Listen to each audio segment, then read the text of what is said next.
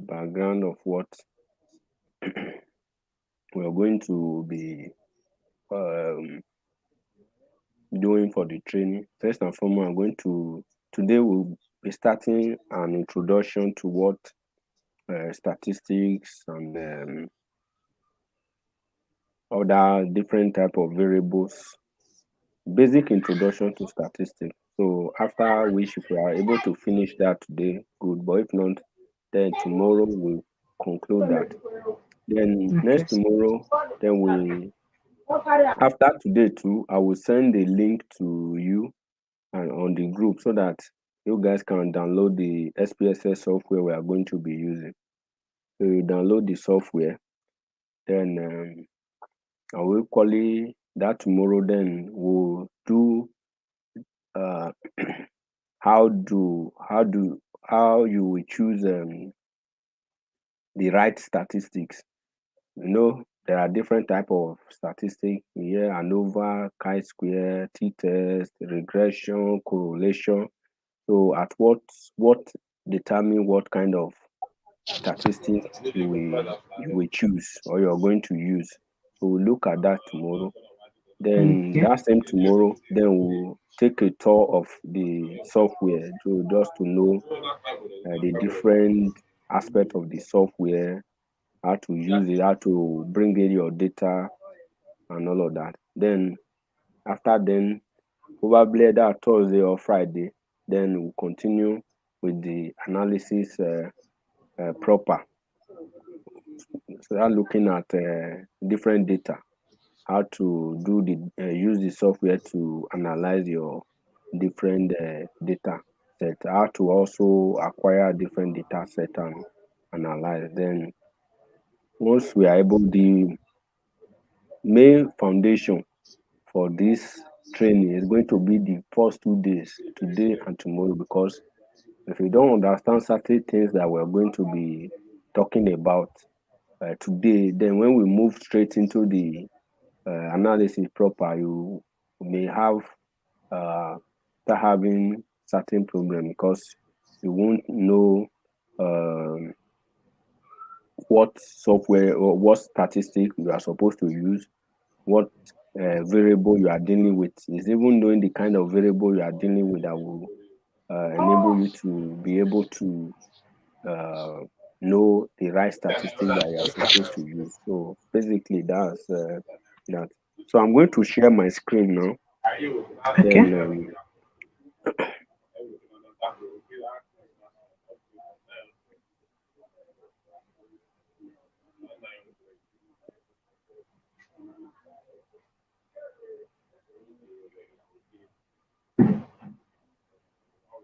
I think you should see my screen now. I can see your screen. Okay, good. So let me.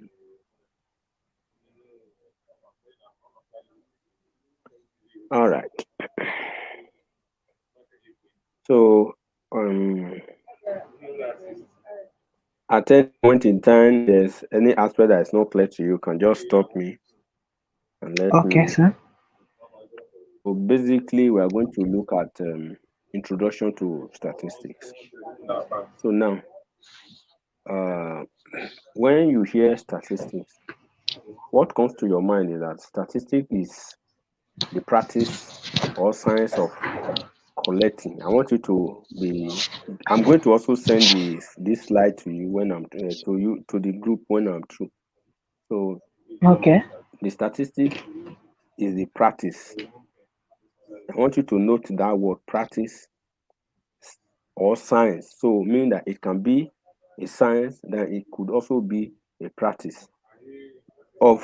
It could be a practice of collecting or science of collecting, analyzing numeric data in large quantity, especially for the purpose of inferring proportions in a whole from those in representative sample. So what we are saying in essence is the science or the art that deal with the collection of data, organizing that data, analyzing that data, to make meaningful inference from those samples is referred to as statistics.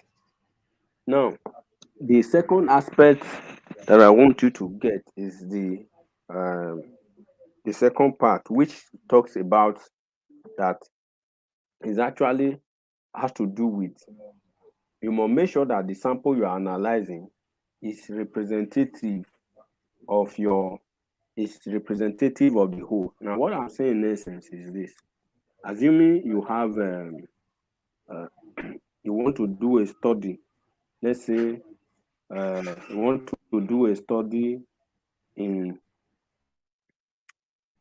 among secondary school students in a particular local government, or that is different when you want to do a study in one secondary school. So, for example, a secondary school can be a population. Then,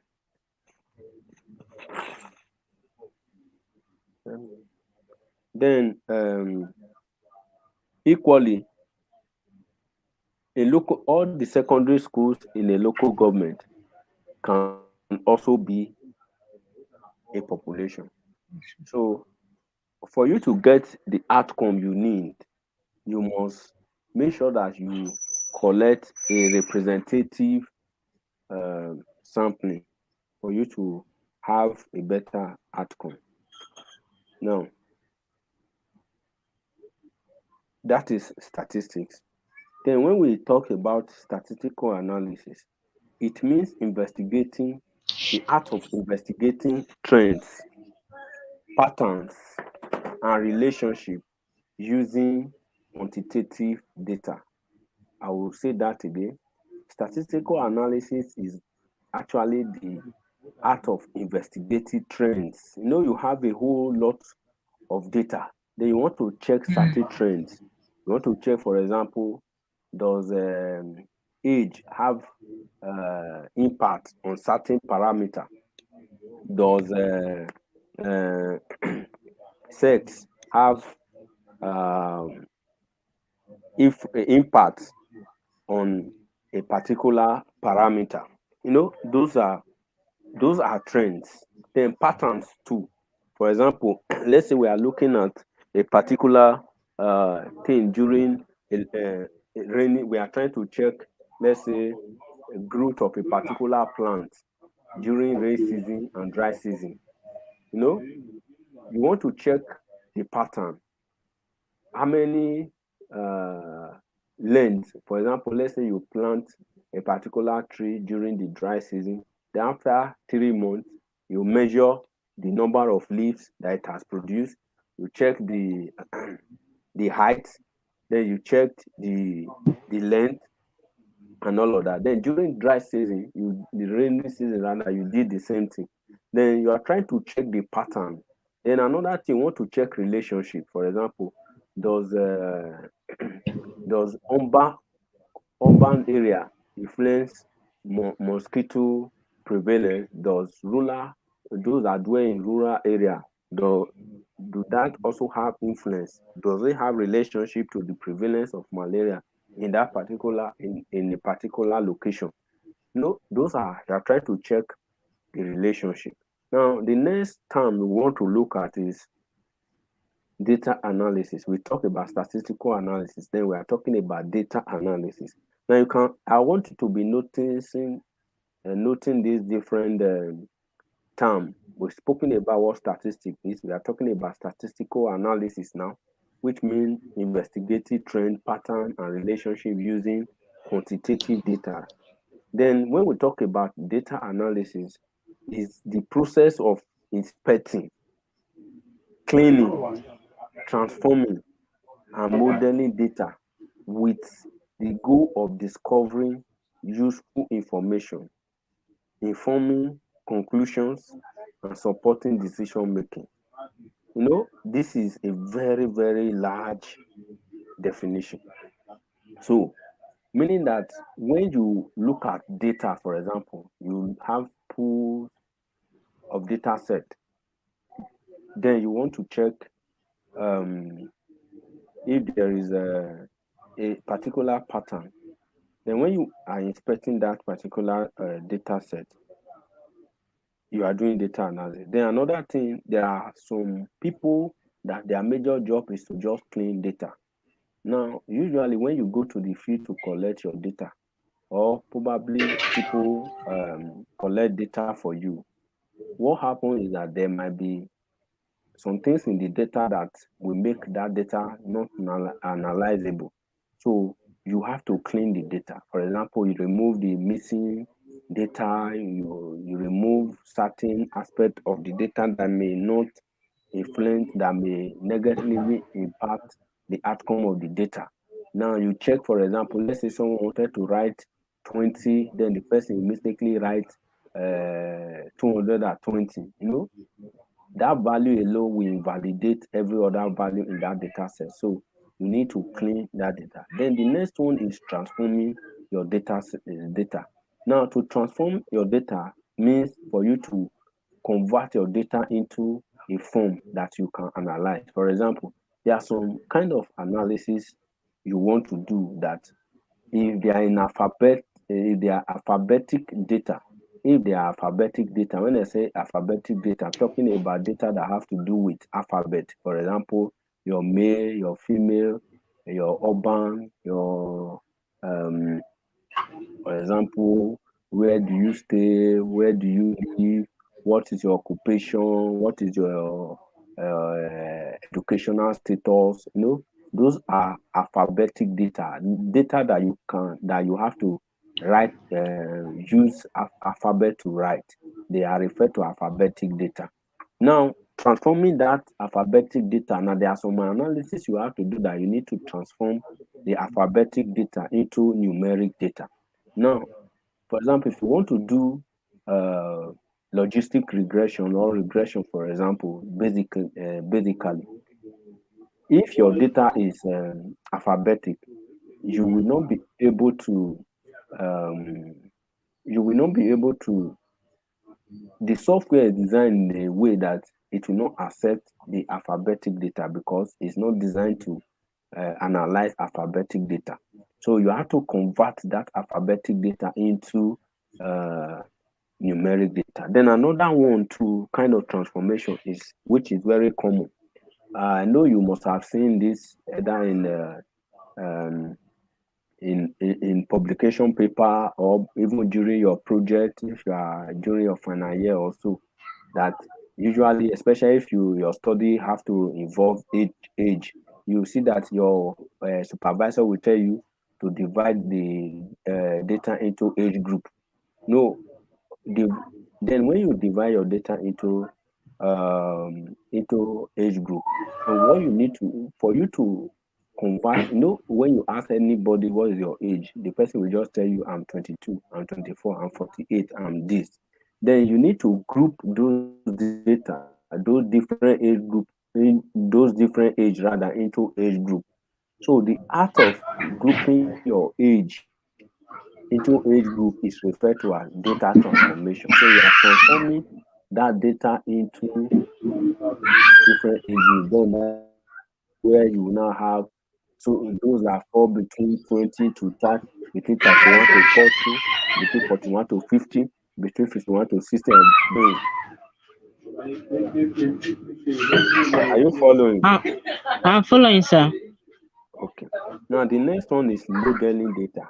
Now this aspect of modeling data have to do with when you want to uh, design a model. For example, let's say you want to design a model that, okay, want to check relationship between one parameter with another parameter, then you could also do that. Now you can see that the major purpose of either expecting, cleaning, transforming, and modeling data is to discover is the goal of discovering useful information from that data. So you are not just doing, meaning that at any point in time you are looking at a data set, you have a purpose in mind, and that purpose is to get useful information from the data. Now, for example, assuming that you were recruited as a data scientist, let's say even in a lab. Let me use something that is that we can both relate with. Yes, you are a scientist, but there are scientists that have become data scientists.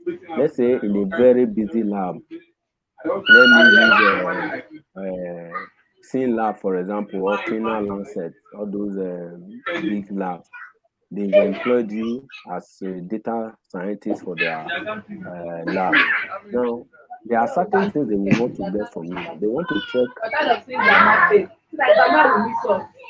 Hello, man. There seems to be a whole lot of noise from your background. Hello. Okay. I'm listening to you, sir. Okay. I'm listening. Is it So better now? it's okay. It's okay. So I was saying that basically, uh, the reason why they may have employed you, is, for example, to be checking trends in their patient, let's say in their patient pool. How many, for example, the kind of people that are coming to do tests in their in the lab, the social demographic distribution, what occupation, age and sex, the the personality and all those kind of thing. Another thing, they want to check what test are people most coming to do. Then another thing is you want to check, okay, which category of people is doing a particular test.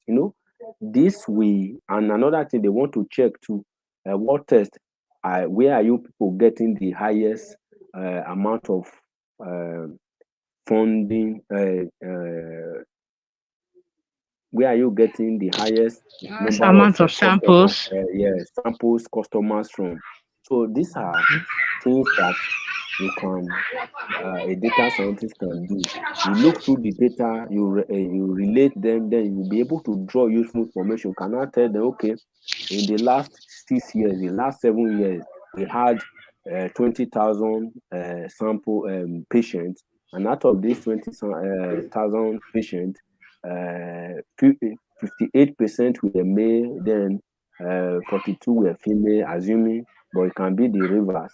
Then a whole lot of them are, are, are particularly uh, they are between the age so and so to that age, and they are the most tests that they are coming to do is this. And out of all the uh, tests that we are running in this lab, I noticed that this particular test is the one that people are coming most to do.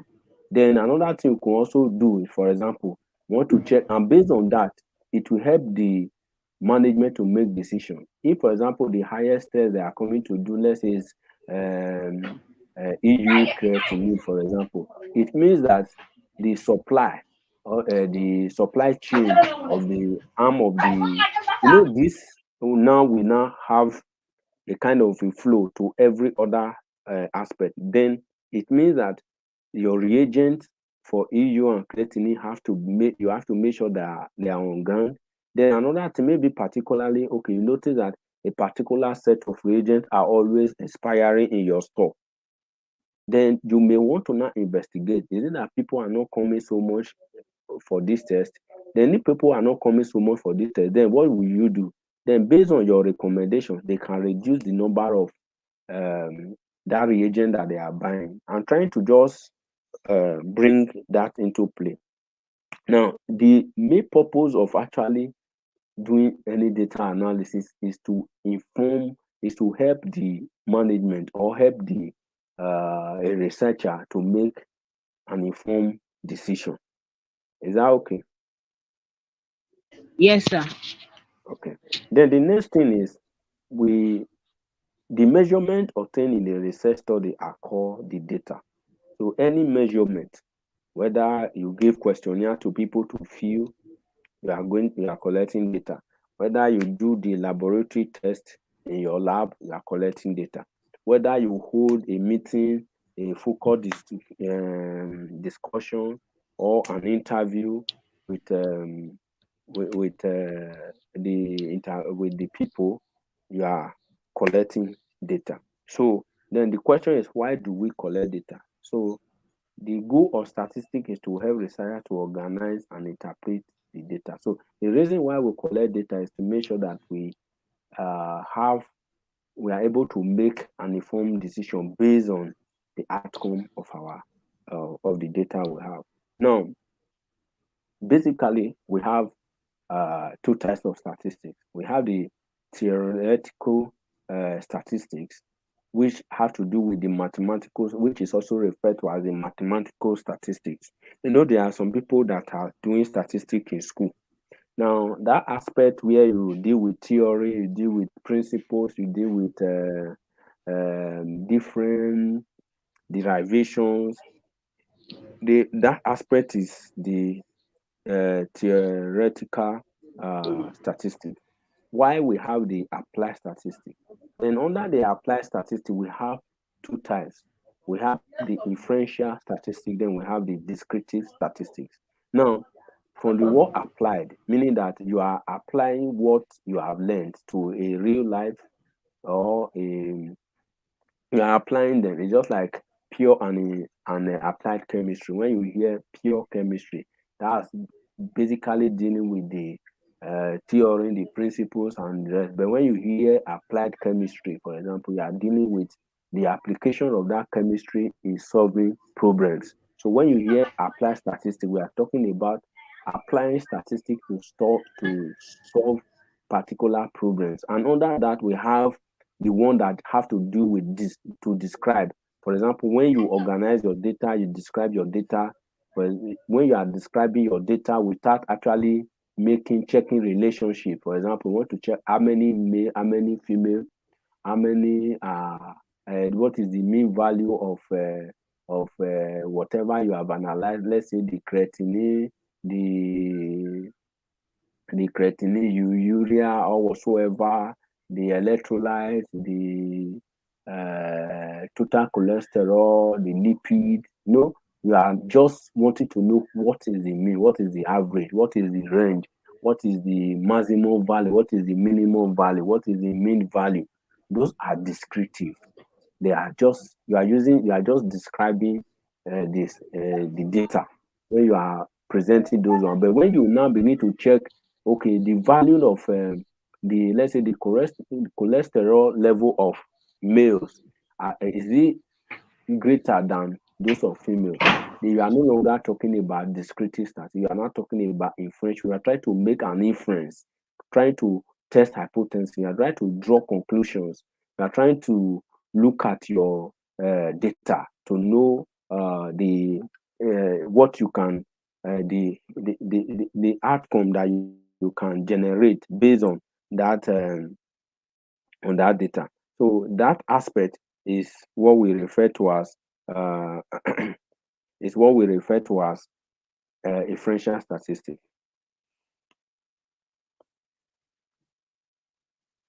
Did you get that, ma? Yes, I did. Okay. Now, on that description, okay, I've already said that in passive. I said descriptive statistics are a method for organizing and summarizing data. So, for example, when you present your data in table, in figures, those are actually Descriptive, yes. descriptive statistics. Okay. Yes. So then Is another it thing is like that when you okay, is it go on.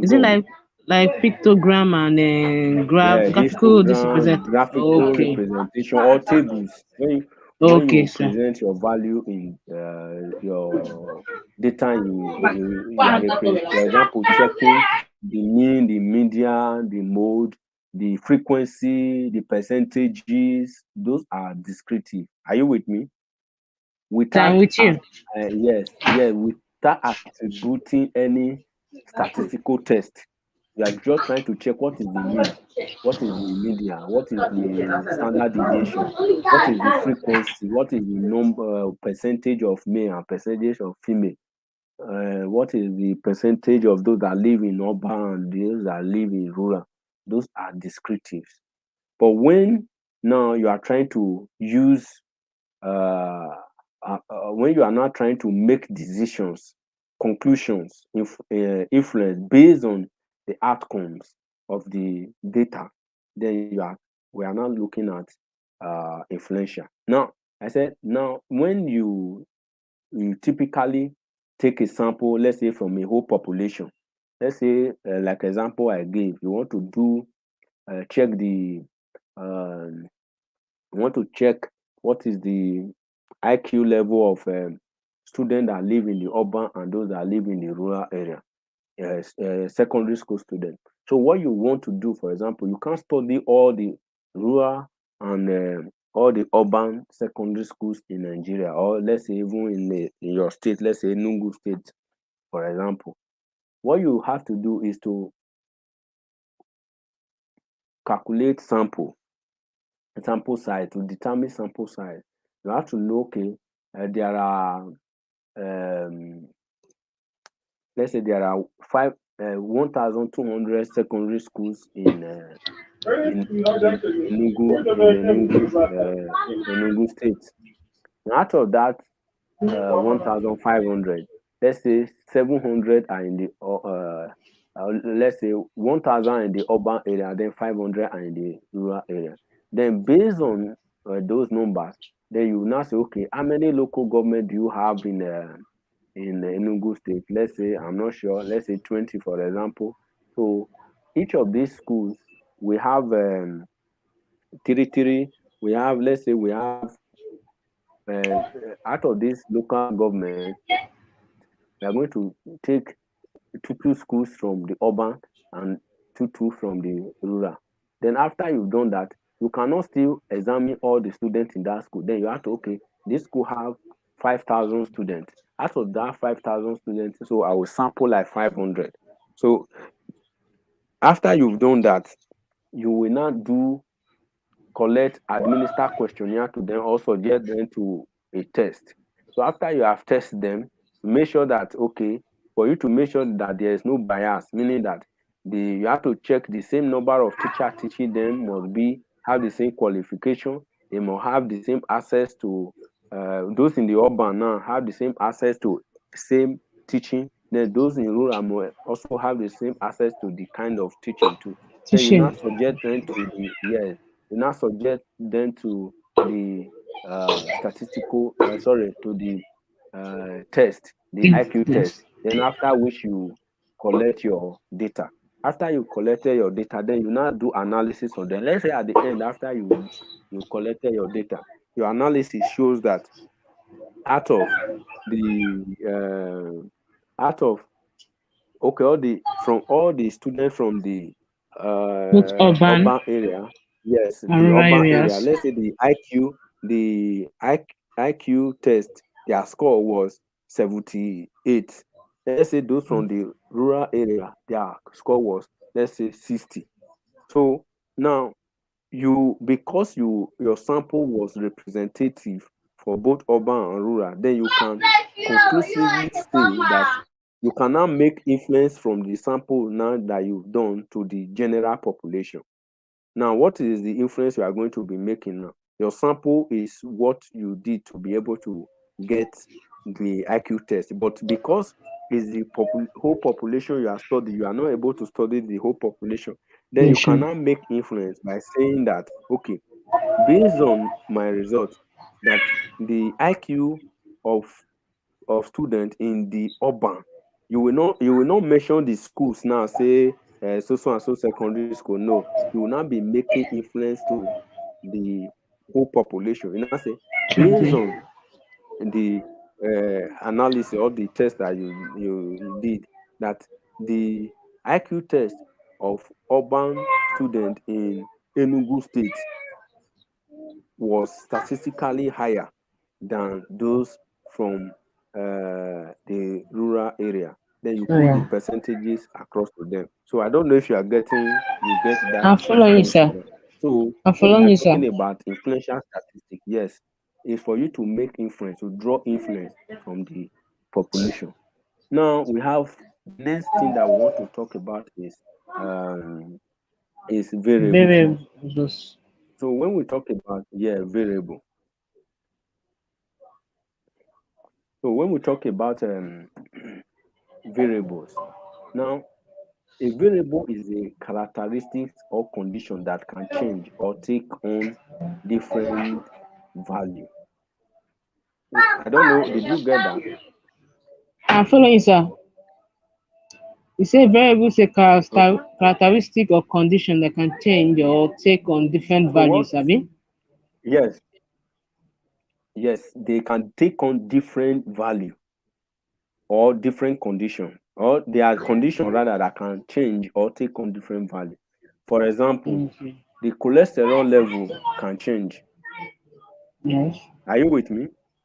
Yes, sir. The characteristic of a male is different from a female. So it's Yes, that sir. attributes that make a male.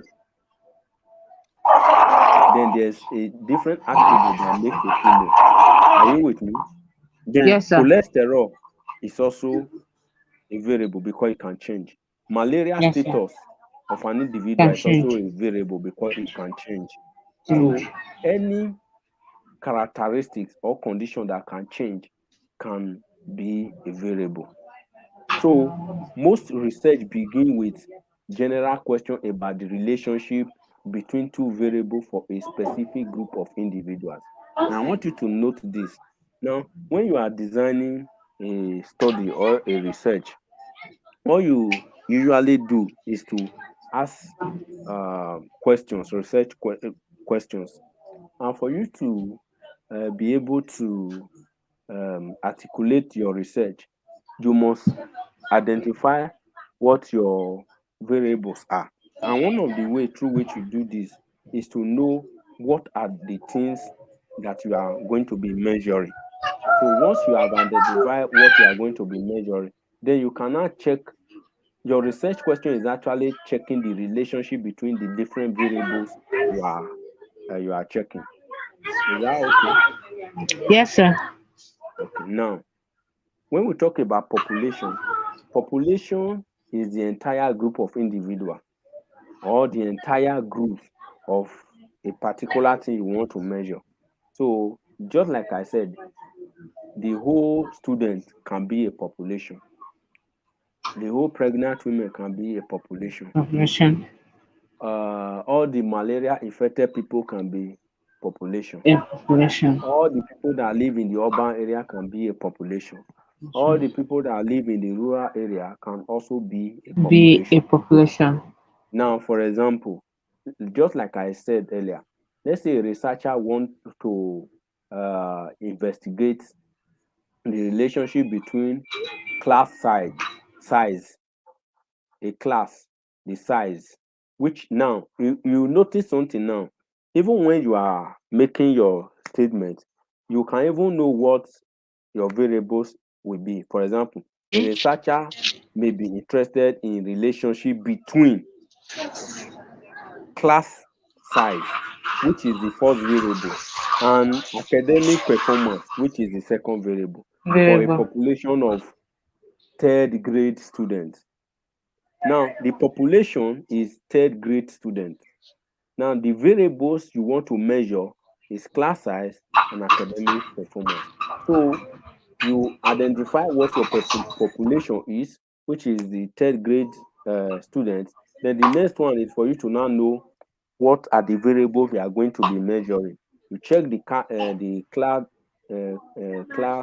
size of a particular Yeah. um, uh, group or third grade students, then you check their academic performance. Let's say the first one they have a class size of 80, then you check their population size, and sorry, check their academic performance. Let's say they have an average performance of 60, then you check another class. Let's say that class have a population of 40, but you check their academic performance, see that they have 78. You take another class, let's say of 10, then you check their what's it called? You check their academic performance, then you check that they were 80%, the academic performance was 80, or over 80 of them passed. I You can know, hear you clearly, sir. can you hear me now? It's a bit faint. But can you hear me now? I can hear you, but not as loud as before. Can you hear me now? Yes, I can now. Okay. So I was saying that when you take these different class sizes, then you check their academic performances, then you now be able to make deduction or make decision based on that, based on a different outcome. Then the next one is sample. Just like I said, sample is usually a part in the whole. A part in the whole. For example, you want to measure the what's it called? The cholesterol of an individual, or a glucose level of an individual, or of let's say of all the people that stay, of people in urban area compared to those in the rural area. You cannot take everybody sample that live in urban area, or can you take all the sample of people that live in Enugu? It's not No, possible. sir. So No, what sir. you do, you choose a sample. Now, all the people that live in Enugu city is the population. Are you with me? Yes, I'm with you. Hello? Okay. I'm Now, with you, sir. yes, then when you now say, okay, out of all the people that live in Enugu, they are over 500,000. Out of this 500,000, I'm going to be taking 5,000. I'm going to be taking sample from 5,000. Then that 5,000 now become your sample.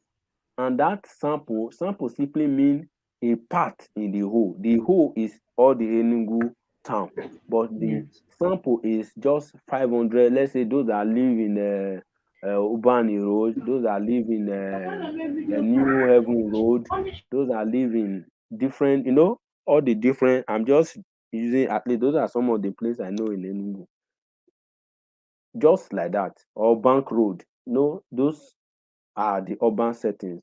So you distribute your sample in every nook and cranny of the city to make sure that you have it. Not that um, because you are taking 5,000, you just go to only one area and take that 5,000. It's not representative. So you still have to make sure that out of that 5,000, certain one will be taken in New Haven, another one will be taken maybe in the state university side, another one will be taken towards government house, GROA rather.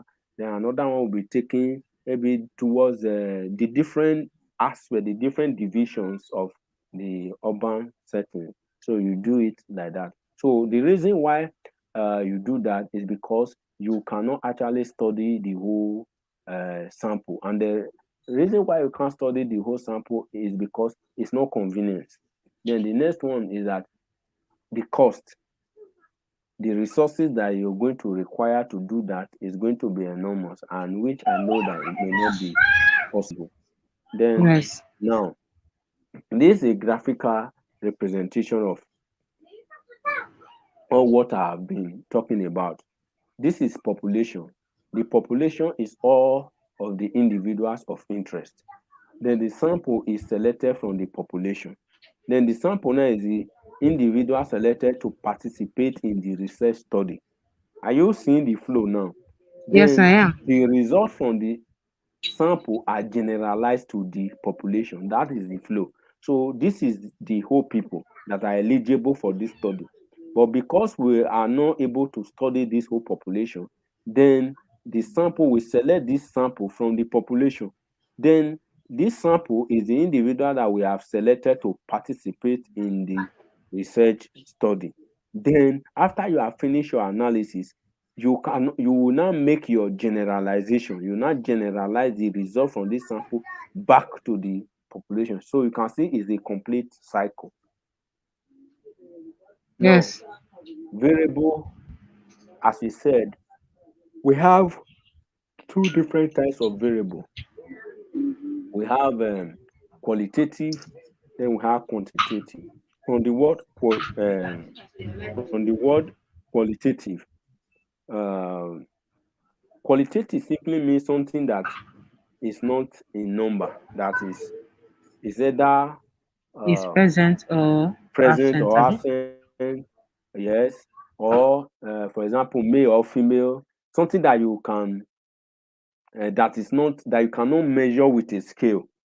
Are you with me? Are you with me? Hello? I can hear you. I can see the screen too. Okay. Okay. Now, under this qualitative, we have two types. We have the nominal variable rather, then we have the ordinal. Then from the word nominal, it means to nominal. So when you nominate something to represent something, you are talking about um, nominal variable. Now, example is your age, uh, your gender. It's either you are a male or you are a female.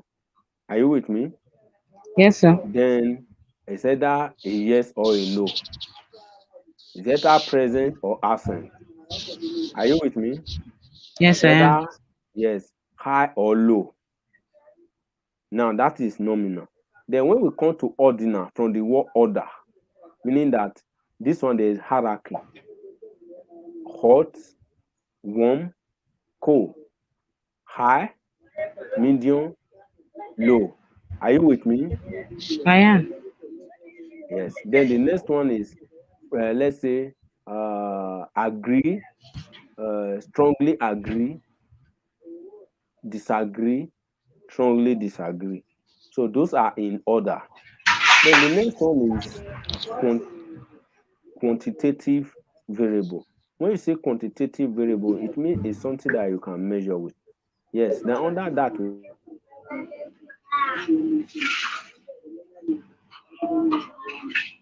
Hello, can you hear me, sir? Hello. Network bad die. Hello.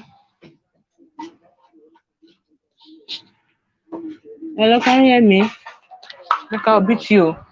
Okay. we have variable types. It can be categorical or numeric. When you hear categorical variable, we are talking about qualitative variable. Are you with me? I'm with you, sir. Categorical variable are also referred to as qualitative variable, while numeric data are also referred to as quantitative variables. So when you hear categorical variable, we are talking about qualitative, which can either be nominal or ordinal. Then when we talk about quantitative Man. variable, they are also referred to as numeric variable, any value that have numbers. Then under this numeric variable, this that we refer to as discrete and continuous, we can also call them interval or ratio. Are you with me? Yes, sir. I'm with you. So we are, we are going to deal with them later. Now, the next thing we want to look at is how do you determine what your, when you are doing study, you be hearing dependent variable, independent variable. I've Mm-hmm. mentioned several kind of variables now. I've mentioned qualitative, I've mentioned quantitative, I've mentioned Numeric, uh, categorical, I've mentioned recall, numeric variable. rec. Then I'm not talking about, yes, numeric. Then I'm not talking about dependent and independent variable. Now, I want you to look at this figure very well. Now, this is what we call independent variable. Now, independent variable is actually effect change in is actually what causes effect in dependent variable. So anything that is causing effect is the independent. Why the uh, the variable upon which the effect is seen is referred to as independent variable. So the cause is actually the independent, while the effect is the dependent. Are you with me? Yes, sir. Now, we are going to explain this in the next slide. Now, this is a classic example. Now, I don't know if you have ever farmed before. So, um, for farming, you can see that this researcher is actually interested in a particular fertilizer. They have several kind of fertilizer. Are you with me? Yes, I'm with you. So I'm it with you, has sir. different, yes, it has different um, fertilizers. So now what the researcher want to do was to know if if this if this fertilizer actually have effect on different on the plant height, the plant growth, the number of leaf, and the number of plant. Fruits. Now, we talk about, yes, and the fruit. We talk about independent and and dependent. Now, Yes, in sir. this case, now because the fertilizer effect is what we are measuring, automatically the fertilizer become independent variable because the fertilizer is not depending on the plant. Is it depending on the plant? No, it is not. But it's the plant that is depending on the The fertilizer. fertilizer. Yes.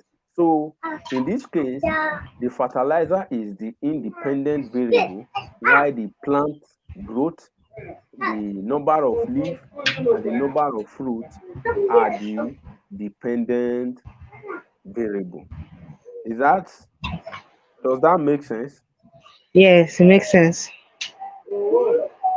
Okay. That Now making sense, sir. I want to ask you a question and let me know whether you really got what I just explained. Now let's Okay. assume you want to check, let's say among pregnant women. Hmm? Okay. Now you want to check uh, the risk factor for malaria. Hmm? Okay, sir. Now you ask them if they sleep under mosquito nets, if their house, if stagnation around their house. After you've asked them those questions, then you now uh, collected their samples and run malaria for them. Now, between the malaria status, are you with me? The malaria I'm with you. status, the malaria status, the sleeping under mosquito treated net, and stagnant water, which is dependent and which is independent variable. The malaria status is the dependent variable. Why Okay.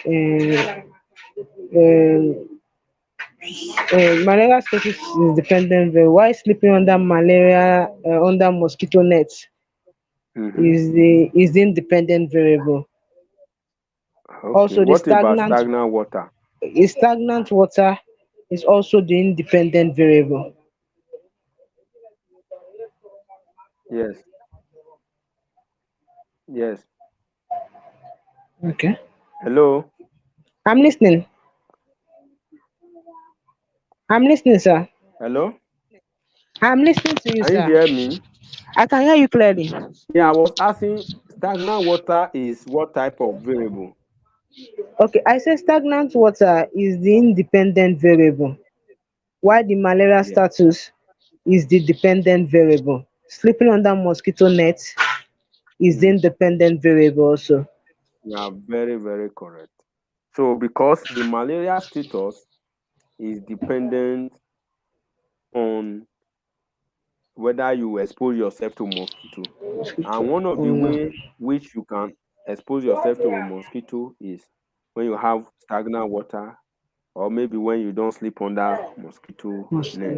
net. So you are very, very correct. So these are just the explanation of what those different variables are.